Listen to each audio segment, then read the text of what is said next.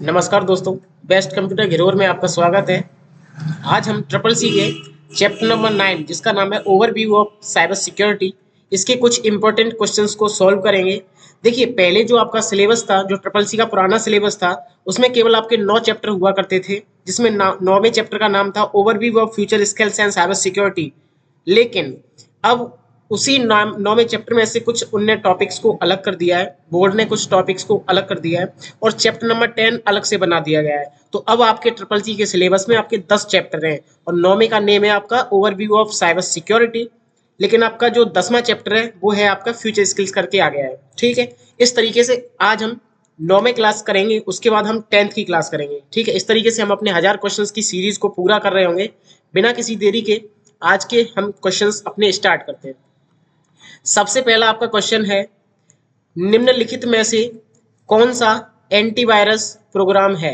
ठीक है, वायरस क्या होते हैं मैं आपको बेसिकली थोड़ी सी जानकारी दे दूं। वायरस ऐसी प्रतियां होती हैं, ऐसी कॉपियां होती हैं जो सिस्टम में रीजनरेट होती हैं, अपनी कॉपियां पैदा करती हैं और हमारे सिस्टम में हमारी फाइलों को डिलीट करती हैं, उनकी परफॉर्मेंस को स्लो डाउन करने का काम करते हैं। लेकिन उन लोगों से लड़ता कौन है? एंटीवायरस। कौन लड़ता है? एंटीवायरस। तो यहाँ से पूछा गया है, निम्नलिखित में से कौन सा एंटीवायरस प्रोग्राम है, बताइए। पहला ऑप्शन नॉट्रॉन, दूसरा अवीरा, तीसरा क्विक हील, चौथा ऑल ऑफ दिस। बताइए क्वेश्चन नंबर फर्स्ट का राइट आंसर। तो क्वेश्चन नंबर फर्स्ट का आपका राइट आंसर है ऑल ऑफ दिस। क्या है आपका? All of this. ठीक है, तो वायरस से हमारे तीनों सॉफ्टवेयर लड़ सकते हैं, नॉट्रॉन, अवीरा और क्विक हील। ठीक है, अगला प्रश्न, HTTPS में एस का क्या मतलब है? System, secure, static, simple. बताइए, HTTPS आपका ये एक प्रोटोकॉल होता है, hyper text transfer protocol, secure. तो एस का मतलब होता है secure, S stand for secure. इसको हमने चैप्टर नंबर 6 में भी डिस्कस किया था और चैप्टर नंबर 8 में भी डिस्कस हमने किया था। ठीक है, अगला प्रश्न, एक हैकर प्रॉक्सी सर्वर का उपयोग क्यों करेगा? एक हैकर प्रॉक्सी सर्वर का उपयोग क्यों करेगा? जैसे कोई कंप्यूटर है, ठीक है, आपका एक हैकर है और हैकर यहाँ से उस तक पहुंचने की कोशिश कर रहा है, तो अपनी वो पहचान छुपाएगा, एक दूसरी लोकेशन से उसको रिक्वेस्ट भेजेगा। ठीक है, तो अपनी पहचान छुपाने के लिए क्या इस्तेमाल किया जाता है? Proxy server. ठीक है, तो लक्ष्य के साथ मजबूत संबंध बनाने के लिए, नेटवर्क पर घोस्ट सर्वर करने के लिए, रिमोट एक्सेस कनेक्शन प्राप्त करने के लिए, नेटवर्क पर दुर्भावनापूर्ण गतिविधि को छुपाने के लिए। बताइए क्वेश्चन नंबर 3 का राइट आंसर। इसका राइट आंसर है आपका नेटवर्क पर दुर्भावनापूर्ण गतिविधि को छुपाने के लिए, मतलब यहाँ से वो अपनी लोकेशन को भी छुपाता है। अगला प्रश्न, मेलवेयर क्या होता है? मेलवेयर ऐसे सॉफ्टवेयर होते हैं जो हमारे सिस्टम को मैला करते हैं, गंदा करते हैं। आपसे पूछा जाए मेलवेयर की फुल फॉर्म, तो आप बताएंगे मिलीशियस सॉफ्टवेयर। क्या बताएंगे? मिलीशियस सॉफ्टवेयर। ऐसे सॉफ्टवेयर जो हमारे सिस्टम को गंदा करते हैं वो मिलीशियस सॉफ्टवेयर कहलाते हैं। तो पूछा गया है, मेलवेयर प्रोग्राम जो सिस्टम को लॉक या नियंत्रित करता है वो कौन सा होता है? Zombie, virus, ransomware, Trojan horse. बताइए क्वेश्चन नंबर 4 का राइट आंसर। इसका राइट आंसर है आपका रैंसमवेयर। तो रैंसमवेयर एक तरह का आपको प्रोग्राम फाइलें होती हैं जो करता क्या है, ये मिलीशियस सॉफ्टवेयर का एक प्रकार है जो आपके डेटा को लॉक कर देता है, डेटा को लॉक कर देगा और फिर पैसों की मांग करेगा। ठीक है, फिरौती मांगेगा। तो रैंसमवेयर समझ में आ गया।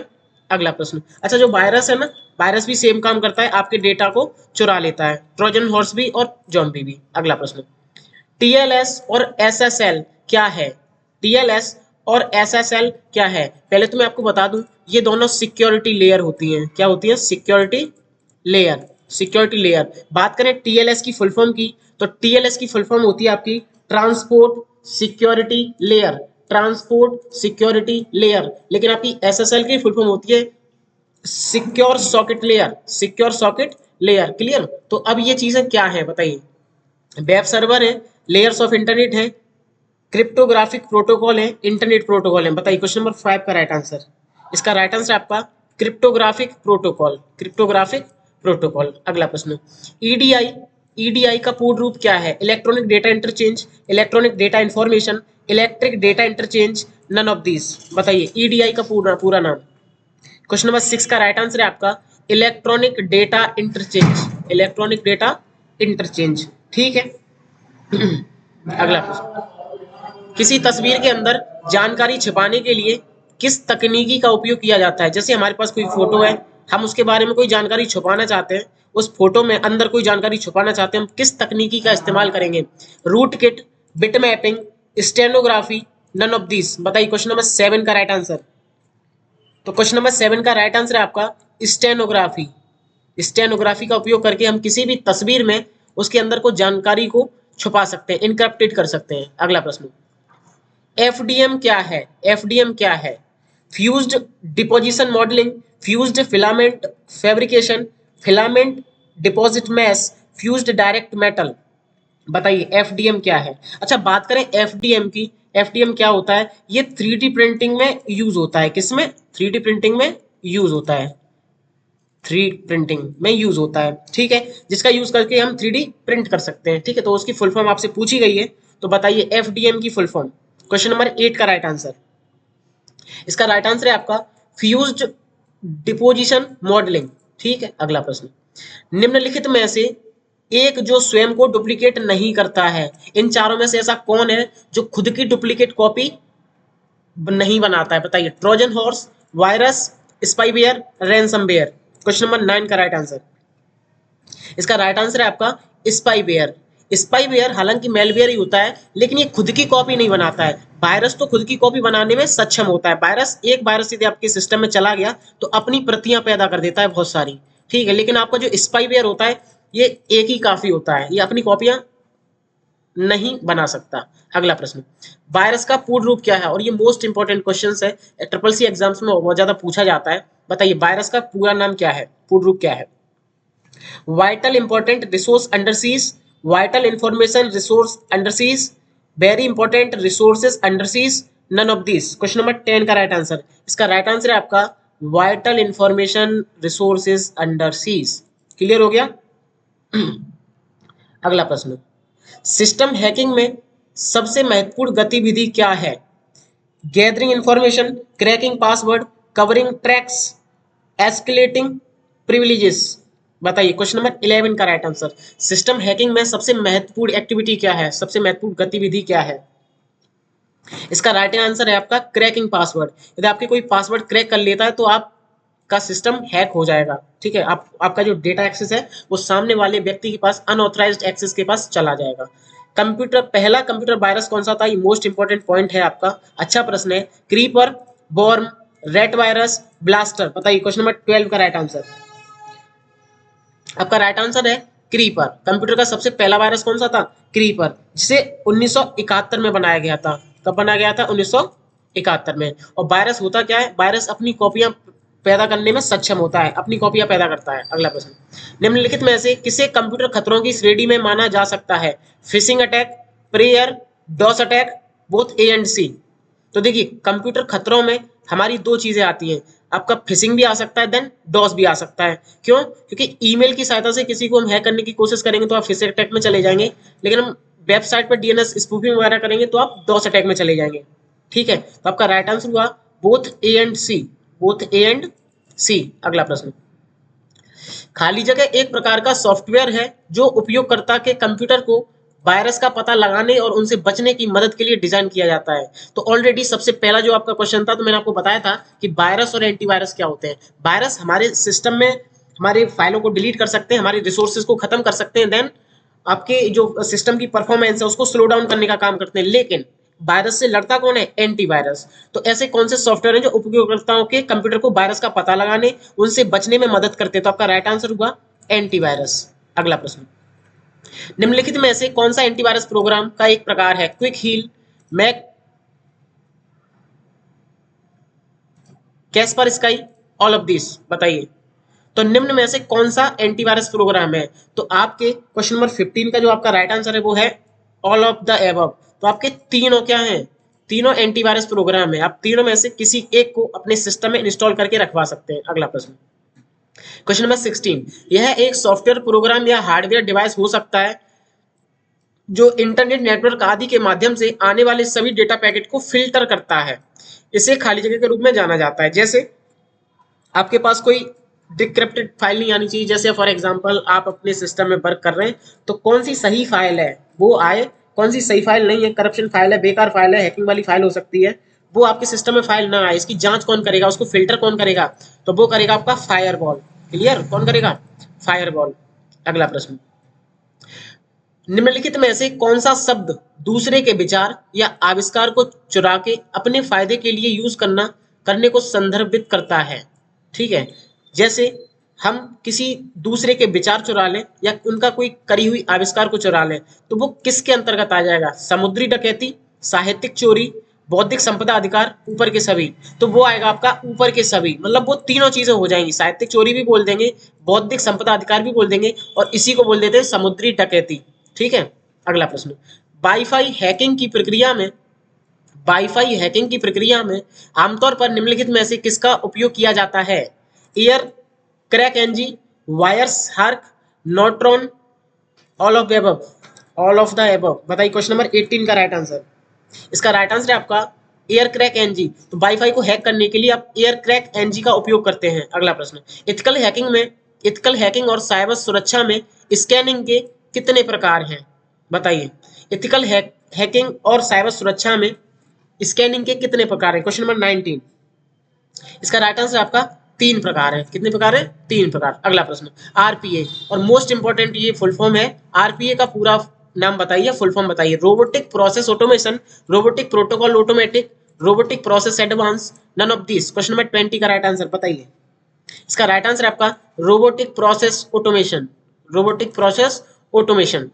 जिस तरीके से एक कंपनी में एक काम को करने के लिए हमें 10 लोगों को रखना पड़ रहा था, उसी कंपनी में एक काम को करने के लिए, बहुत अच्छे तरीके से करने के लिए, समय कम लगाने के लिए, अच्छी प्रोडक्टिविटी रखने के लिए हम एक मशीन को रख पा रहे हैं। तो मतलब ज्यादा चीजें अच्छी कौन सी हुई? मशीनें वाली। ठीक है, तो आरपीए आपका यही होता है, रोबोटिक प्रोसेस ऑटोमेशन, जिसमें रोबोट को खुद से ट्रेन करा जाता है काम को करने के लिए। अगला, निम्न में से कौन कंप्यूटर थ्रीट का एक प्रकार है? निम्न में से कौन कंप्यूटर थ्रीट का एक प्रकार है? Phishing attack, shipping, DoS attack, और आपका हुआ इधर स्टैकिंग अटैक। बताइए, निम्न में से कौन सा कंप्यूटर थ्रीट का प्रकार है? Question number 21। तो जो आपकी डॉस की फुल फॉर्म होती है वो होती है आपकी डिनाइल ऑफ सर्विस।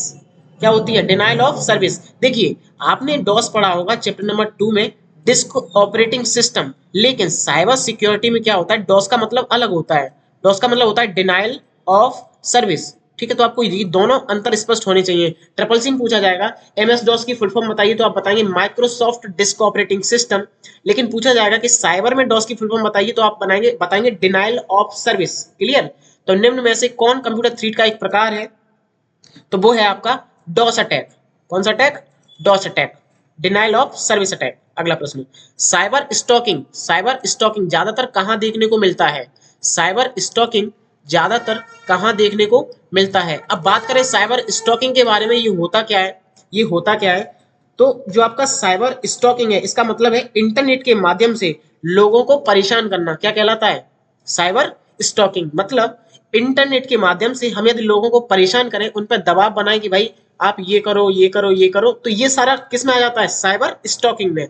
तो साइबर स्टॉकिंग ज्यादातर कहां देखने को मिल जाता है? सोशल मीडिया पे। क्या मिल जाता है? सोशल मीडिया पे। फेसबुक हुआ आपका, इंस्टाग्राम हुआ, व्हाट्सएप हुआ, यूट्यूब हुआ, इस तरीके से कोई दबाव बनाने की कोशिश करता है तो वो आ जाता है आपका साइबर स्टॉकिंग में। अगला प्रश्न, ईमेल के माध्यम से बैंक डिटेल मांगना क्या कहलाता है? Email spoofing, email spamming, hacking, all of the above. बताइए क्वेश्चन नंबर 23 का राइट आंसर।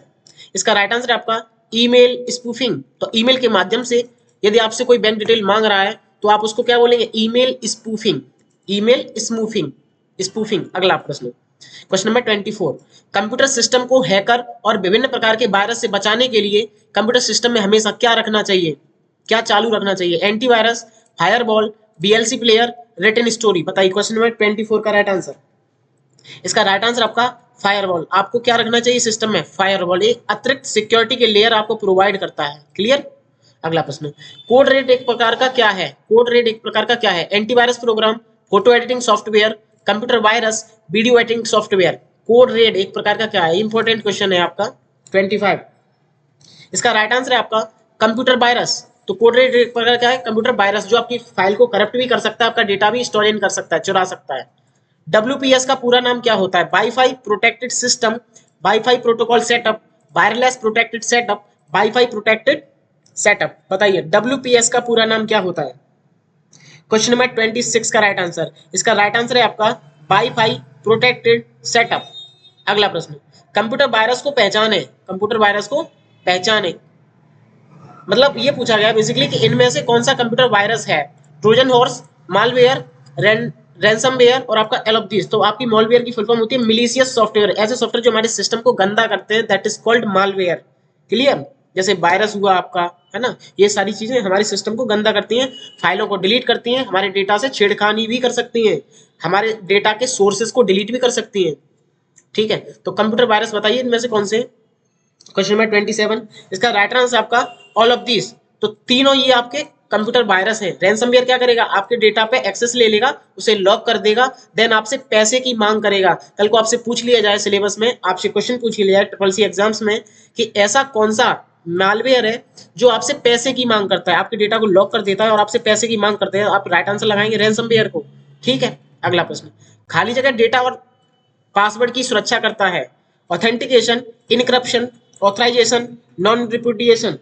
बताइए क्वेश्चन नंबर 28 का राइट आंसर। इसका राइट आंसर आपका इनक्रप्शन तकनीकी।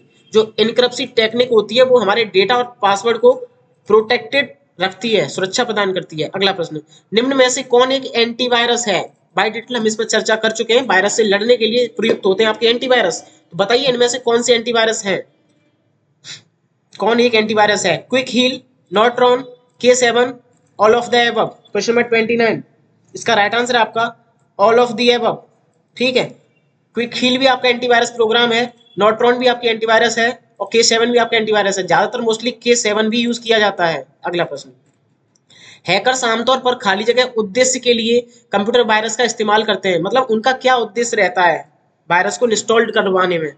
उपयोगकर्ता के हर कदम को लॉगिन करना, उनकी निगरानी करना, उपयोगकर्ता की आईडी और पासवर्ड जैसी संवेदन सेंसिटिव डेटा की जानकारी तक पहुंचना, कंप्यूटर सिस्टम में संग्रहित उपयोगकर्ता के डेटा को दूषित करना, उपरोक्त सभी।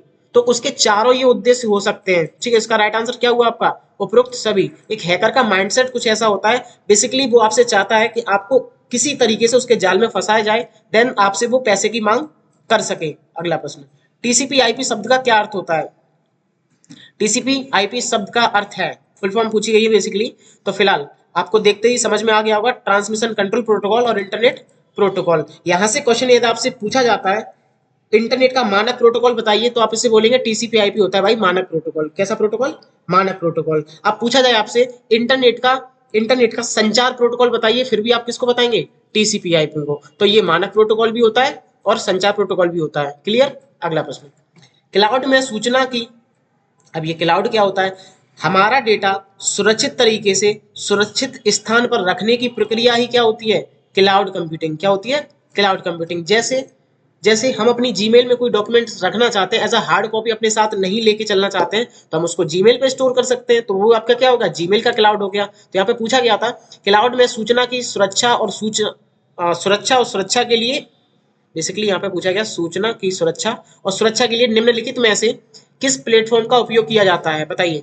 Cloud workload protection platform, AWS, cloud security protocol और वन ड्राइव। बताइए क्वेश्चन नंबर 32 का राइट आंसर। इसका राइट आंसर आपका क्लाउड वर्कलोड प्रोटेक्शन प्लेटफॉर्म्स, इनका प्रयोग करा जाता है। पूछा जाए AWS की फुल फॉर्म, तो आप बता देना Amazon वेब सर्विसेज। ये क्लाउड सर्विस आपको प्रोवाइड करती है जिसमें आप रख सकते हैं अपने डेटा को। अगला प्रश्न, वे वरिष्ठ स्तर के कॉर्पोरेट अधिकारी हैं या कॉर्पोरेट कर्मचारी हैं जिनकी सुरक्षित नेटवर्क या सुरक्षा संरचनाओं को बनाने और डिजाइन करने की भूमिका और जिम्मेदारी होती है। मतलब जैसे आपके पास कोई कंपनी है, तो उसमें कौन से ऐसे एम्प्लॉय हैं जिनका मुख्य, उनको इसी काम पर रखा जाता है कि भाई तुम्हें नेटवर्क की सुरक्षा करनी है या जो भी डेटा आपका एक्सेस करने की कोशिश करे उनका पता लगाना है। जैसे कौन से ऑफिसर्स होते हैं, बताइए, किसी कंपनी में ये पोस्ट होती है। क्लियर? तो बताइए ऐसे कौन से अधिकारी होते हैं वहां पे, ऐसे कौन से कर्मचारी होते हैं जिनका काम केवल नेटवर्क की सुरक्षा करना होता है कि हमारा डेटा कहीं बाहर लीक ना हो, हमारा डेटा कोई चुराने की कोशिश ना करे। तो वो कौन से अधिकारी होते हैं। क्वेश्चन नंबर 33, इसका राइट आंसर है आपका क्वेश्चन नंबर 33 पूछा गया है, आईटी सिक्योरिटी ऑफिसर्स। क्या होते हैं, आईटी सिक्योरिटी ऑफिसर्स। क्लियर? अगला प्रश्न, यदि ईमेल के माध्यम से कोई आपसे संबंधित संवेदनशील सेंसिटिव डेटा जैसे क्रेडिट कार्ड का नंबर आदि का उत्तर देने के लिए कहता है तो किसी वैध स्रोत से नहीं आती है। मतलब यदि ईमेल के माध्यम से कोई आपसे संवेदनशील जानकारी जैसे क्रेडिट कार्ड का नंबर आदि पूछने को बोलता है जो किसी वैलिड सोर्स से नहीं आती है, मतलब जैसे किसी ऑथराइज्ड कंपनी ने नहीं मांगा है आपसे, तो आप इसको क्या बोलते हैं? Phishing attack, hacking attack, botnet attack, spam attack. बताइए क्वेश्चन नंबर 34। इसका राइट आंसर आपका फिशिंग अटैक। यदि आपको ईमेल के माध्यम से परेशान किया जाता है तो आप फिशिंग अटैक को टिक करेंगे। अगला प्रश्न, ईडीआर क्या दर्शाता है? Endless detection and recovery, endless detection and response, and point detection and recovery, and point detection and response. बताइए ईडीआर की full. Question number 35। Basically EDR होता क्या है? इसका यूज रेलवे विभाग में किया जाता है। किसमें? रेलवे विभाग में। रेलवे विभाग में इसका यूज किया जाता है। अपवादात्मक जो स्थिति होती है, जो अपवादात्मक स्थिति होती है, उसकी जानकारी देने के लिए इसका इस्तेमाल करते हैं ईडीआर का। ईडीआर का यहां से आप बताइए ईडीआर की फुल फॉर्म क्या होती है? Question number 35। इसका राइट आंसर आपका and point detection and response. And point detection and response. अगला प्रश्न, साइबर सुरक्षा का मुख्य उद्देश्य क्या है? डेटा और नेटवर्क को सुरक्षा प्रदान करना, सिस्टम की गति को बढ़ाना, वायरस को हटाना, कंप्यूटर को अपडेट करना। तो आपको आंसर देखते हुए लग गया होगा इसका राइट आंसर कौन सा हो गया?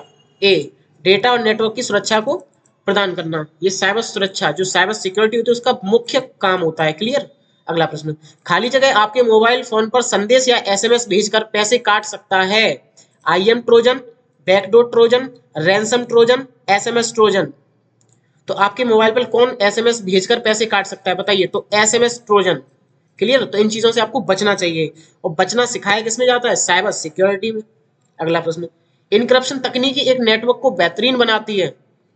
जो आपका इनक्रप्शन टेक्निक होती है वो एक नेटवर्क को बेहतरीन बनाती है, परफॉर्मेंस को बेहतरीन बनाती है, सिक्योरिटी को बनाती है, रिलायबिलिटी को बनाती है, नन को बनाती है। तो जो आपकी इनक्रप्शन टेक्निक होती है वो आपकी सिक्योरिटी को बेहतर बनाती है। किसको? सिक्योरिटी को। पासवर्ड चुराने के अपराध को क्या कहा जाता है? Spooling, surfing, browsing, spoofing. तो जब आप किसी का पासवर्ड चुराने का प्रयास करते हैं तो आप कहीं ना कहीं स्पूफिंग कर रहे हैं। क्या कर रहे हैं? स्पूफिंग। अगला प्रश्न, 2FA का उद्देश्य क्या है? बात करें इसकी फुल फॉर्म की, तो 2FA का मतलब होता है टू फैक्टर ऑथेंटिकेशन, दोहरी प्रमाणीकरण प्रक्रिया बोलते हैं इसको, दोहरी प्रमाणीकरण प्रक्रिया। फॉर एग्जांपल, आपके पास किसी का आईडी है, किसी का पासवर्ड है, फिर भी लॉगिन करने की कोशिश करेंगे लेकिन फिर भी लॉगिन नहीं होगा। एक ओटीपी जाएगा रजिस्टर्ड ईमेल पे या रजिस्टर्ड मोबाइल नंबर पे, आपको वो ईमेल डालना पड़ेगा। तो मतलब 2 बार पूछा जाता है कि भाई आप वही इंसान हो कि दूसरे हो। तो ये होता है आपका दोहरी प्रमाणीकरण प्रक्रिया, टू फैक्टर ऑथेंटिकेशन। बताइए इसका उद्देश्य क्या होता है? तो आपको समझ में आ गया होगा। उपयोगकर्ता की पहचान की 2 विभिन्न तरीकों से पुष्टि करना कि आप वही हो कि और कोई हो, वही हो, इसका उद्देश्य होता है। अगला प्रश्न, किस सुरक्षा विधि का उपयोग करके किस सुरक्षा विधि का उपयोग निगरानी के लिए किया जाता है कि कौन किस उद्देश्य के लिए डेटा तक पहुंच सकता है? System access control, system design, data access control, none of this. किस सुरक्षा विधि का प्रयोग करके, किस सुरक्षा टेक्निक का यूज करके उस निगरानी के लिए हम देख सकते हैं कि भाई कौन किस डेटा पर पहुंचने की कोशिश कर रहा है? बताइए। क्वेश्चन नंबर 41 का राइट आंसर। इसका राइट आंसर आपका data access control. Data access control. Clear हो गया?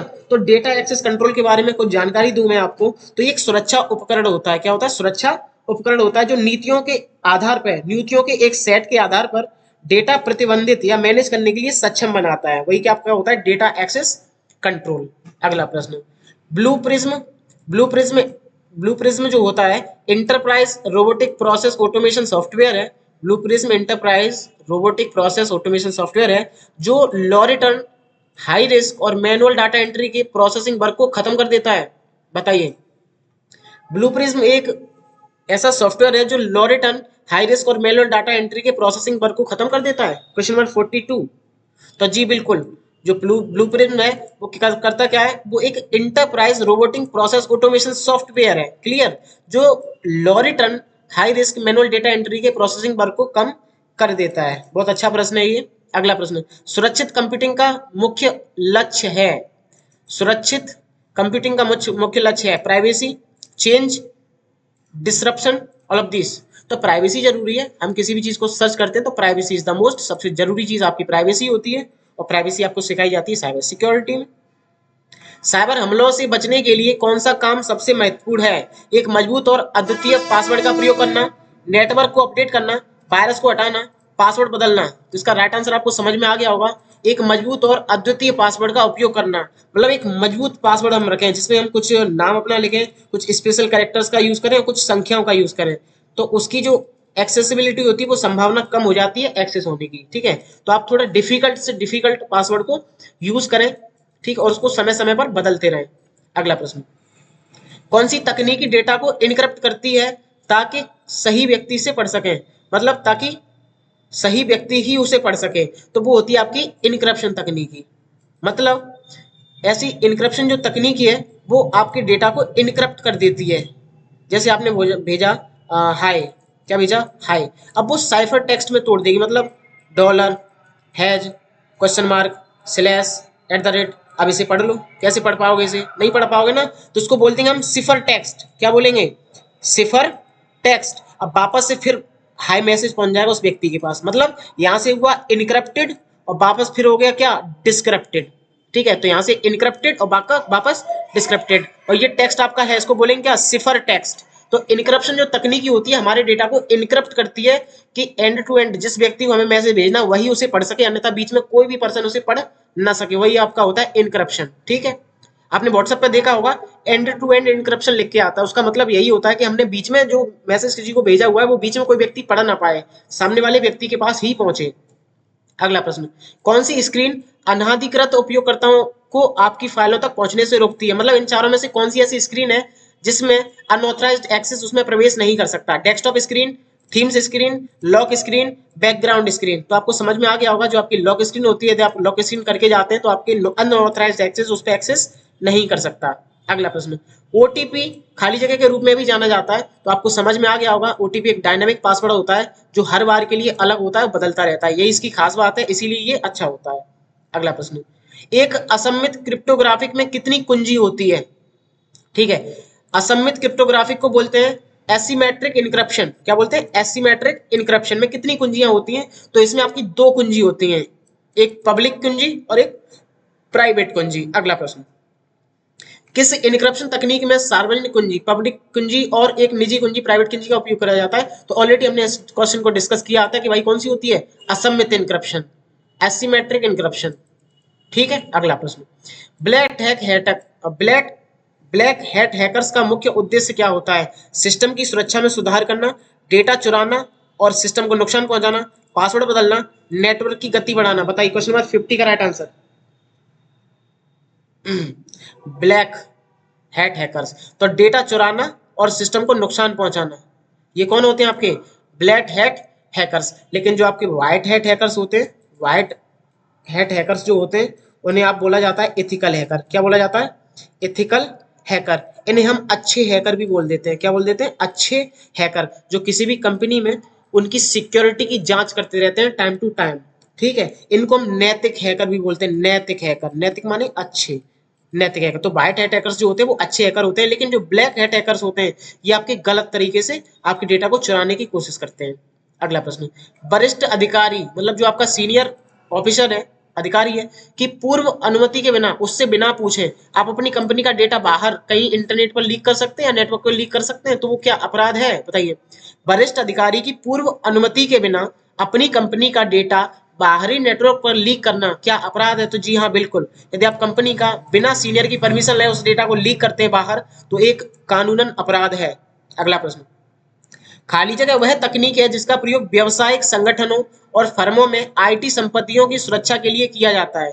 मैं आपको बता रहा था कि जो आपके एथिकल हैकर होते हैं ये अच्छे हैकर होते हैं, इन्हें आप बोलते हैं व्हाइट हैट हैकर्स, और इन्हें नैतिक हैकर बोलते हैं, अच्छे हैकर भी बोलते हैं। तो ये इनकी सिक्योरिटी को एक अतिरिक्त लेयर प्रोवाइड करते हैं और अच्छे तरीके से उनकी सिक्योरिटी को बरकरार रखने का काम करते हैं एथिकल हैकर्स। अगला प्रश्न, व्हाइट हैट हैकर्स को और किस नाम से जाना जाता है, तो आपका राइट आंसर हुआ एथिकल हैकर्स। ठीक है, एथिकल हैकिंग। अगला प्रश्न, एक नैतिक हैकर, नैतिक मतलब एथिकल हैकर या व्हाइट हैट हैकर्स, नैतिक हैकर बोलो, एथिकल हैकर बोलो, व्हाइट हैट हैकर्स बोलो, अच्छे हैकर बोलो, सब बात एक ही है, को यह सुनिश्चित करना चाहिए कि फर्म की मालिकाना जानकारी लीक ना हो। तो बिल्कुल सही बात है, उसकी जानकारी लीक ना हो उसे ये पता होना चाहिए, हमेशा ये बात उसके दिमाग में भी होनी चाहिए। अगला प्रश्न, क्योंकि कंपनी की डेटा बहुत सेंसिटिव होता है, एक पेनिट्रेशन परीक्षक को सुरक्षा स्थितियों का मूल्यांकन करते समय फर्म की खाली जगह आवश्यकताओं को पहचानना और ध्यान में रखना चाहिए। तो उसकी जो प्राइवेसी एंड सिक्योरिटी है उसको हमेशा से ध्यान में रखना चाहिए, क्योंकि जरूरी क्या होता है सबसे, प्राइवेसी एंड सिक्योरिटी। निम्नलिखित में से कौन सा इंटरनेट का सबसे अधिक वायरल भाग है? Chat messengers, social networking sites, tutorial sites, तो चैट रूम्स। बताइए इंटरनेट का सबसे वायरल भाग कौन सा है? फेसबुक हुआ, इंस्टाग्राम हुआ, ये सारी चीजें, तो ये सोशल मीडिया साइट्स है। तो आपका राइट आंसर क्या हुआ? सोशल मीडिया साइट्स जो हैं वो सबसे वायरल भाग हैं, बनती भी जा रही है। अगला प्रश्न, निम्नलिखित में से कौन सा सोशल नेटवर्किंग अकाउंट को सुरक्षित करने के लिए उपयुक्त उपाय नहीं है? मजबूत पासवर्ड, अपने अकाउंट को फोन नंबर से लिंक करें, अपना पासवर्ड कहीं भी ना लिखें, अपने सभी पासवर्ड की सॉफ्ट कॉपी हमेशा अपने पीसी में रखें। बिल्कुल गलत बात है, पीसी में आप रखेंगे, पीसी पे यदि उसने ऑथराइज्ड एक्सेस प्राप्त कर लिया, अनऑथराइज्ड एक्सेस प्राप्त कर लिया, या पीसी को उसने अपने कंट्रोल में कर लिया, तो ओवरऑल वो सभी पासवर्ड को अपने कंट्रोल में कर लेगा ना, तो आप भी उसके कंट्रोल में हो जाएंगे, फिर आपसे पैसे की मांग करेगा। क्लियर? तो ये एक उपाय नहीं है, ये गलत बात है, ये बिल्कुल उपाय नहीं है, ये काम आपको बिल्कुल कतई नहीं करना चाहिए। ना तो पीसी में रखना चाहिए, ना तो आपकी गैलरी में पासवर्ड का स्क्रीनशॉट होना चाहिए। ठीक है, अगला प्रश्न, फिशिंग धोखाधड़ी का एक रूप है। जो फिशिंग अटैक है वो धोखाधड़ी का एक रूप है। हाँ बिल्कुल, सॉरी, ट्रू आंसर लगेगा आपका। तो आपका फिशिंग जो है वो क्या है? एक धोखाधड़ी का एक रूप है जिसमें लोगों को फंसाया जाता है। सोशल मीडिया साइट्स का एक हिस्सा है। विभिन्न गेम और थर्ड पार्टी एप्लीकेशन है जो खाली जगह को आपके डेटा तक पहुंच प्राप्त करने के लिए मदद करते हैं। कौन होते हैं वो? एथिकल हैकर्स, पेनिट्रेशन टेस्टर, सुरक्षा ऑडिटर, साइबर अपराधी। तो जो आपके साइबर अपराधी होते हैं वो आपके थर्ड पार्टी एप्लीकेशन के साथ क्या करते हैं? आपके डेटा तक पहुंचने के लिए प्रयास करते हैं, साइबर अपराधी। अगला प्रश्न, सिस्टम से दूर जाते समय, मतलब जब आपका काम हो गया, सिस्टम से दूर जब जा रहे हैं, ठीक है, समय हमेशा खाली जगह करके अपने सोशल मीडिया अकाउंट की सुरक्षा बढ़ाएं। मतलब साइन इन करके, लॉग आउट करके, साइन अप करके या लॉग इन करके। तो यदि सिस्टम से आप दूर जा रहे हैं, आपका काम हो चुका है, तो सिस्टम में क्या करके जाओ? अपने सोशल मीडिया अकाउंट्स को लॉग आउट करके जाओ। क्या करके जाओ? लॉग आउट करके जाओ। अगला प्रश्न, अपने सिस्टम को स्कैन करने, संदिग्ध फाइलों को नष्ट करने से डेटा का जोखिम कम नहीं किया जा सकता, या सोशल मीडिया पर डेटा लीक होने का जोखिम कम किया जा सकता है? अपने सिस्टम को स्कैन करने और संदिग्ध फाइलों को नष्ट करने से डेटा के जोखिम को कम किया जा सकता है। स्कैन मतलब हम अपने सिस्टम को बार बार अपडेट करें, क्या करें? अपडेट करें, उसमें संदिग्ध फाइलें उसको डिलीट कर दें, तो क्या इससे जोखिम कम नहीं हुआ? तो जी बिल्कुल, जोखिम कम कर सकते हैं इससे हम। तो हमें इसीलिए अपना सिस्टम टाइम टू टाइम क्या करना चाहिए? अप टू डेट करना चाहिए, अपडेट करना चाहिए टाइम टू टाइम। उसका नया वर्जन जैसे ही आए उसको आप अपडेट करें। अगला प्रश्न, खाली जगह छोटी फाइलें हैं जो आपके सिस्टम में तब डाउनलोड हो जाती हैं जब आप किसी वेबसाइट पर जाते हैं। तो कुकीज है, कैचे फाइल है, या बॉट्स है, या क्रॉलर्स है। तो जो कुकीज होती हैं वो जब किसी वेबसाइट पर आप सर्फिंग करते हैं, ब्राउजिंग करते हैं, देन आपके सिस्टम में वो सेव हो जाती है। अगला प्रश्न और लास्ट प्रश्न, खाली जगह किसी भी लक्षित पीड़ित के इनबॉक्स को अनचाहे या जंक ईमेल से भर रहा है। मतलब अनचाहे, अनवांटेड जो ईमेल्स होते हैं उसको क्या बोलेंगे एक तरह से हम? तो फिशिंग बोलेंगे, स्पैमिंग बोलेंगे, हुकिंग बोलेंगे, डॉस बोलेंगे। डॉस मैंने आपको बताया डिनाइल ऑफ सर्विस। बताइए इसका राइट आंसर कौन सा होगा 63 का? इसका राइट आंसर आपका स्पैमिंग। तो यदि आपके में इनबॉक्स में अनचाहे मेल या जंक मेल भर रहे हैं तो आप उसको स्पैमिंग का पार्ट मानेंगे, स्पैमिंग बोलेंगे। इस तरीके से हमने आपके साथ चैप्टर नंबर 9 के 63 क्वेश्चंस को डिस्कस किया। ठीक है, क्योंकि ये चैप्टर आपका छोटा था तो यहाँ से इतने क्वेश्चंस को ही बनाना पॉसिबल हो पाया। अगला हम चैप्टर 10 पढ़ेंगे जिसमें हम अच्छे क्वेश्चंस को शामिल करेंगे। इस तरीके से आपने अभी तक हमारी सीरीज को नहीं देखा है तो आप प्लेलिस्ट चेक करिए जाके, वहां पे हमने 1 से लेके अभी तक 9 तक बना रखे हैं, 100 क्वेश्चंस का सेट तैयार कर रखा है। आप ट्रिपल सी अच्छे ग्रेड से पास करना चाहते हैं तो आपको पूरी सीरीज को देखना चाहिए। ठीक है, इस तरीके से ट्रिपल सी को आप अच्छी एक ग्रेड से पास कर सकते हैं। ठीक है, चैनल पे आप नए आए तो हमारे चैनल को सब्सक्राइब करें। थैंक यू, अपना ख्याल रखें।